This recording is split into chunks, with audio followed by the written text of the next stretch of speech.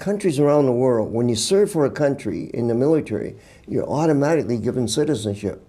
Canada didn't want to do that, but when they saw they need reinforcement, and the Chinese Canadians were willing to volunteer for service, and they accepted a number during the First War, and when they served, they were, given that sort of citizenship. But it was unique in the sense after their service, when they came back after the war, they took it away. So then this went through, the exclusion and everything until 1939 when the war broke out. The discrimination, the Chinese realized, wasn't equally across Canada. It was worse here in BC and gradually decreased as you go to the eastern provinces. And then with the services, they were not equal. As I mentioned, the Navy had it in their regulation. As a Chinese, you can't enroll and join. Whereas the Army, a little more liberal and open. So this is how a good number were able to go east beyond the Rockies and were able to join up in some of the units because of the lesser amount of discrimination. Whereas in BC, it was quite strong. So when about mid-42, 43, midway through the war, that there were more Chinese who were of that age, they wanted to serve Canada. They realized the problem that they're Canadians because they were born here.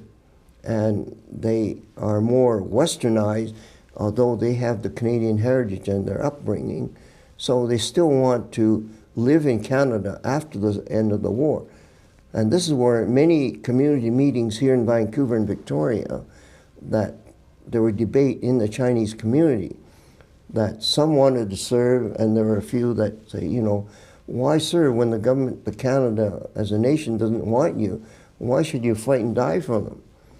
So this is the debate that went on, not just in one meeting, but over a series of meetings until they finally decided to take it to a vote. And this is where the ones who were willing to serve as non-citizens for a country that didn't want them, the vote, that group won. And that's how they then started to try to join up as volunteers. Still, our military would not accept them, our government would not accept them. But there was a different situation that turned things around. It was the situation in Europe with the British and their Secret Service, that the European campaign, the Caucasians, they trained these agents and worked behind the enemy line as Secret Service agents. They had, French-speaking and German-speaking in the European campaign. But when after the Normandy invasion and the change in the European campaign, because they know that eventually they're going to overtake and beat the Germans in Europe. But nations like the United States and England, they were in territories in Southeast Asia. Like India was under British, the Americans were in the Philippines and so on. They realized, these two countries realized, they had to shift and go into the Southeast Asia campaign and to beat the Japanese. And when the Secret Service realized that they couldn't take the same agents and drop them behind the enemy lines, then they started to look at the Canadian government and the Chinese Canadians, that our government didn't want them.